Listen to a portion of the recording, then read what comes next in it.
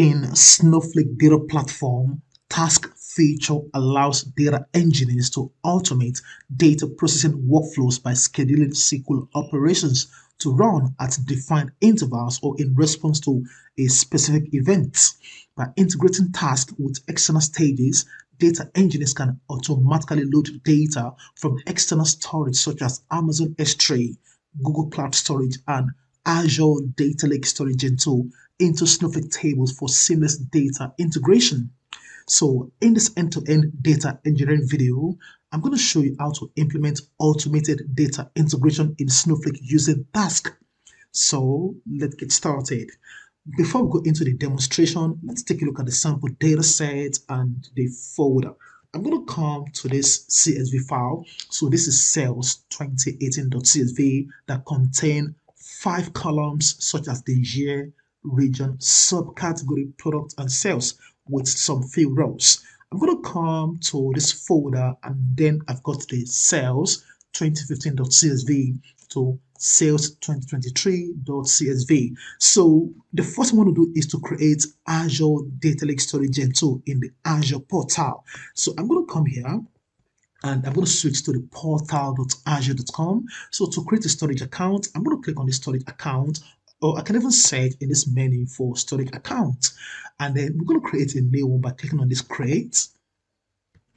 In the create a storage account under the basics, I'm going to provide the project details, which include the subscription and the resource group. So I'm going to use the Visual Studio Enterprise subscription, and the storage account is going to be housed in this Cornerstone Analytics RG resource group. So under the instance details, we're going to provide the storage account name, which should be unique and globally available. So for that, I'm going to use this Snowflake task, which is available. So I'm going to stick with all these default settings, and I'm going to go to next, the advanced tab, and then we're going to enable the hierarchical namespace for the Azure Data Lake Gen2, and I'm going to click on the review plus create, and this is going to be validated, and I'm going to say all the details. So once I'm fine, click on create.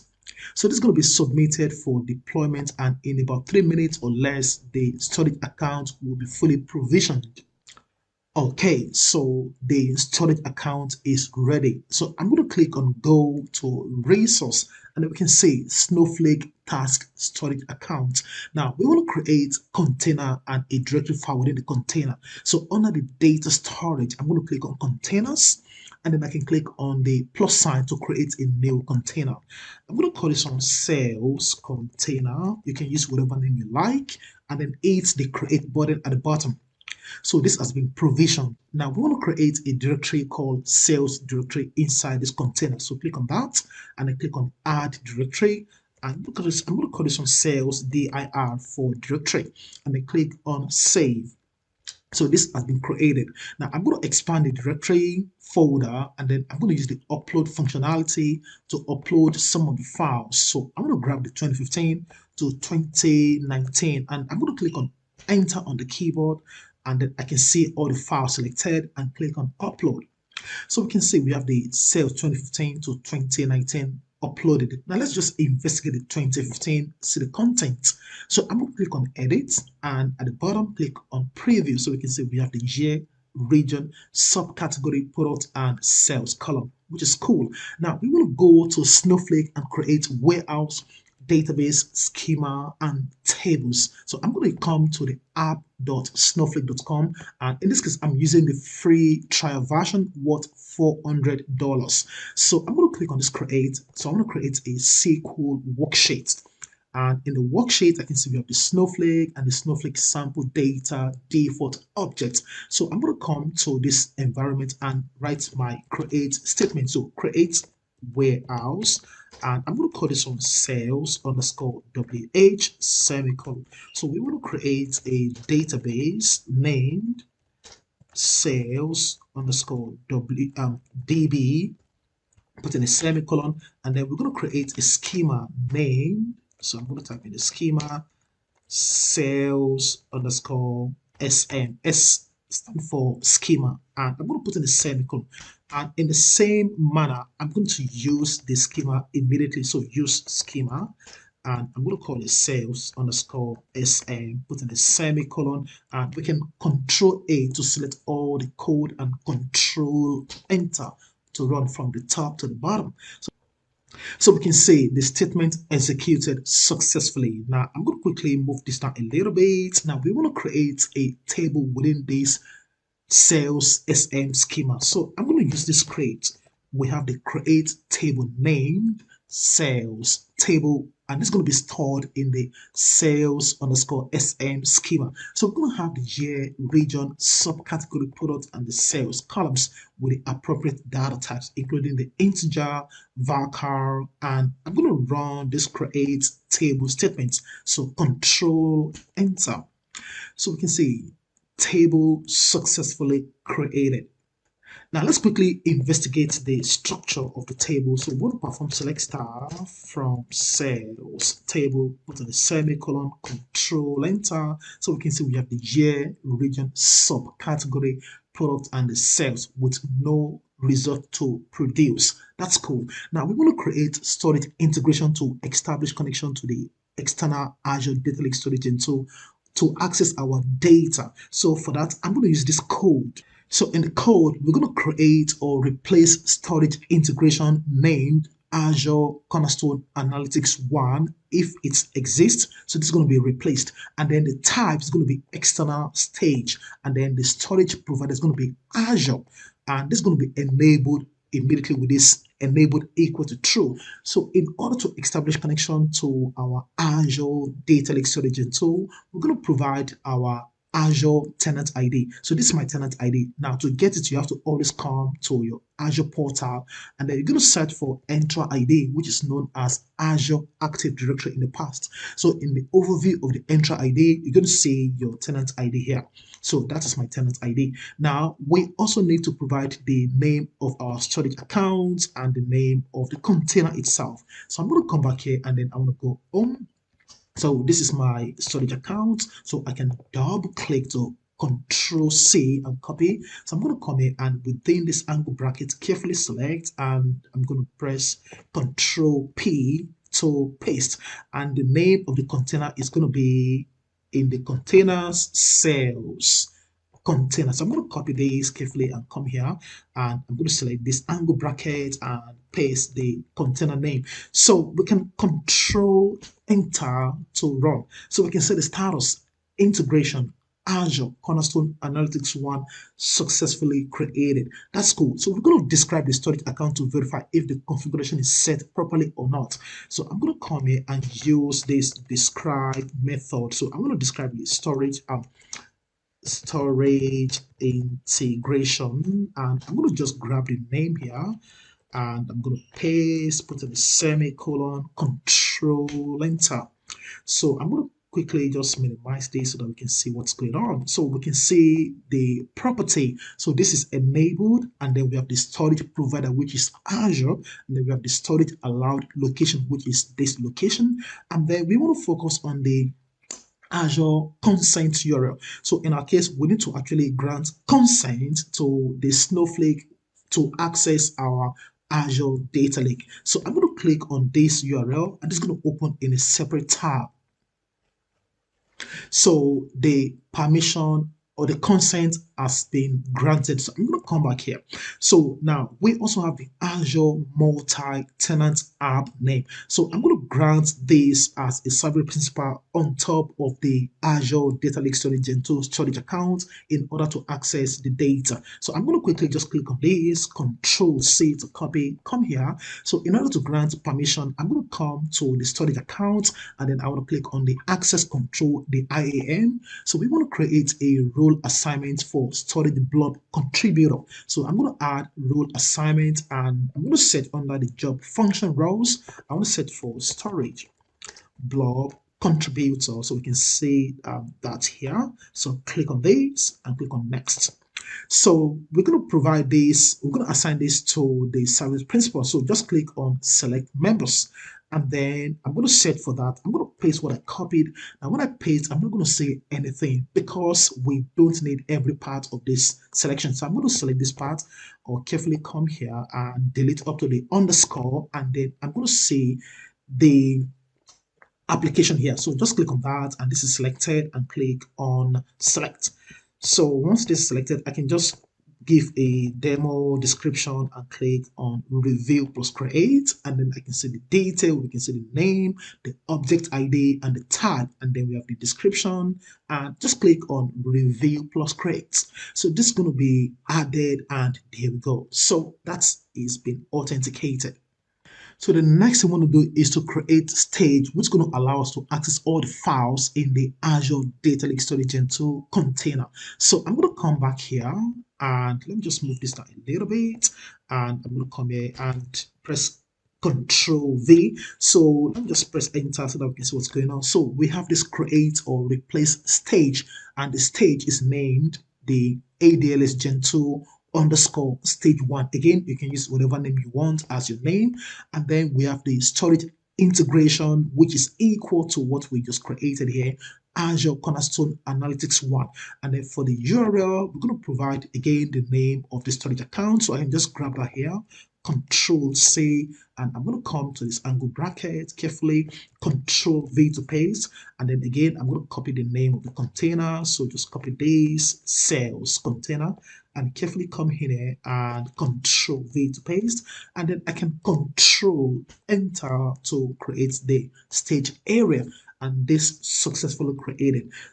So the next thing we want to do is to list all the files in our stage in order to verify access to the data. So I'm going to quickly move this down a little bit, and I'm going to just press enter, and I'm going to use this list, and with the @ symbol I'm going to pass in the name of our stage area, and then I want to point to the directory that is within the sales data container. Now when I come back here and I come to the containers, I can go to the sales container. So we want to point to this sales directory. So I'm going to just copy this, come back here, and I'm going to carefully come into this angle bracket and select all this part carefully, and I'm going to paste Control V, and I'm going to press Control Enter to run the code.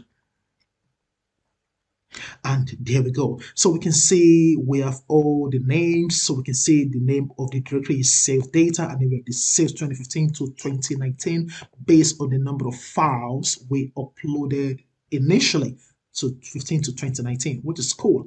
So I'm going to come here. We can even see the size. We can see other details. So the next thing we want to do is to create a file format for our CSV file in order to interpret the structure of the data. So I'm going to quickly move this down a little bit, and I'm going to come here again. I'm going to use this code. So we have this create or replace file format, and this is named my CSV format 1, and this is going to be a comma separated value CSV. Now if your data is a Parquet, you're going to have the Parquet as the type. If your data is JSON, you're going to have the JSON as the type. So in our case, we have the comma separated value. So we have the field optionally enclosed by this single quote, and then we're going to skip the header because the first row contains our headers. So I can go on and select this and create our file format. So Control Enter, and this successfully created. We're going to go ahead and query the stage area in order to preview the data. So for that, I'm going to use this script.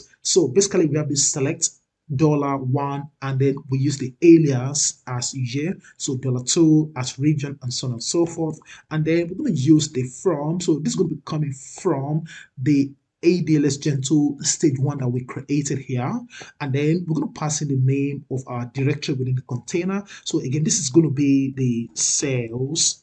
Oh, so Control C. I'm going to come here, so I'm going to carefully select this part, and this is going to be sales dir for directory, and I can Control Enter to run the code. So we should have some data returned. Cool. So this is working absolutely fine. Now it's going to be quite interesting if we can order the year column latest to the oldest. So I'm going to quickly come here, and I can just come in here. I can order by year, and I can do this in a descending order. This is going to give us from the latest to the oldest. So Control Enter. Okay, so we can see we have the 2019, and then we're going to have 2018 down to 2015. So the next thing we're going to do is to manually load the existing files into our sales table in the Snowflake. So I'm going to come here, move it down a little bit, and then I can use this code to perform that. So I'm going to paste that. So we're going to have this copy into statement. So we are copying into this sales table of the sales schema. So this is going to be coming from our stage area, and then we're going to pass in again the name of the directory. Again, this is going to be sales, and this is going to be dir. So sales dir, and this must be correct. So again, we're going to pass in the format equal to format name is my CSV format 1, and then on error, if there's an error, just go ahead and proceed. So I'm going to press Control Enter to perform the copy into the table. So Control Enter. Okay, so we can see we have all the files, and then we can see the status, and then we can see the rows parsed, and the rows loaded, and the error limit, and so on and so forth. Now let's quickly verify the loaded data. So I'm going to quickly come in and perform a simple select star from the sales SM, the schema, and then the name of the table is sales table. And let's order by the year column in descending order from the latest to the oldest. So Control Enter. Okay, so this return the data we are looking for. Now we're going to go ahead and automate the data loading of feature files using the task functionality. So we're going to proceed to create tasks to automate data loading of feature files into the sales table in our warehouse. So I'm going to quickly come here and just create some line at the bottom, and I'll just move this down a little bit. So I'm going to just paste this script. So we have to create or replace task, and this is going to be named load sales data one. Again, you can use whatever name you like, and we're going to be pointing to the warehouse sales underscore WH as the target, and then this is going to be scheduled, and this is going to run every 5 minutes based on my local time, London, Europe. And then we have the as keyword. So we're going to use the copy into statement. So we want to copy into the sales table of the sales schema from this stage area, and then again I'm going to pass in the name of my directory, so sales dir for directory, and then the format is going to be my CSV format 1, and on error just go ahead and continue. So I'm going to press Control Enter to create the task. So we can see this has been created, which is quite beautiful. Now this is actually just created as a static, so we're going to actually activate the task in order to function. So to do that, I'm going to use the alter statement. So I'm going to alter task, and I want to copy the name. I'm going to paste here, and I'm going to use the resume keyword to activate the task. So put in a semicolon, Control Enter to run the code, and then you can see this executed successfully. Now this has been started. Now if you want to actually terminate, you can use the suspend instead of the resume. So but that's how to do that. So now we have set things up. Now let's just perform a transformation on top of our data, because now we have some data in this location. Again, let me just query the data and see. Oh, sorry, let me just press or Control Enter. So we have some data. So let's just see total sales by year. So I'm going to move this down a little bit, and let's just write that. So select, I want to select the year column. So I want to put in a comma, and then I want to use the sum function on top of the sales column, and I'm going to call this one total sales. And then this is going to come from the sales SM schema dot sales table. And I'm just indent this to make it look nice. And I'm going to use the group by. So I'm going to group by the year column, and we can order by in default ascending order the year column. So I can put in a semicolon, and I can go on and Control Enter to run the code. Amazing. So this gave us the total sales for the year 2015 to 2019, which is super cool. Now we are making progress. Now before we load more data, I'm going to quickly move up a little bit, and let me just query this table again just to show you something. So I'm going to come here, and I'm going to press Control Enter. So for now, we can see we have data up to 2019, right? 2019. I'm going to come here and upload all the rest of the files. So click on Browse for Files. And then I will grab the 2020 to 2023, click on Enter, and then click on Upload. Now, as soon as we have this uploaded, when I come back here, I can run this again. When I press Control Enter, this is going to automatically detect all the files. Amazing. So you can see you have the 2023, and then when you scroll, you're going to see 2022, and so on and so forth. Cool. So this is working fine. Now we don't need to manually trigger this loading into the warehouse table again, because we've already used task to automate that process. So what I'm going to do is just to wait for about 5 minutes as we've indicated here, and after 5 minutes I'm going to go ahead and run this query again, and this should give us the total sales for year 2015 to 2023. Now the current time I'm recording this video is around past or nearly 3 o'clock. So this is 34:02. So I'm going to just wait approximately 6 minutes and then run this again, and let's see what happens. Okay, so I'm going to proceed and run this query again. So Control Enter. Let's see the result.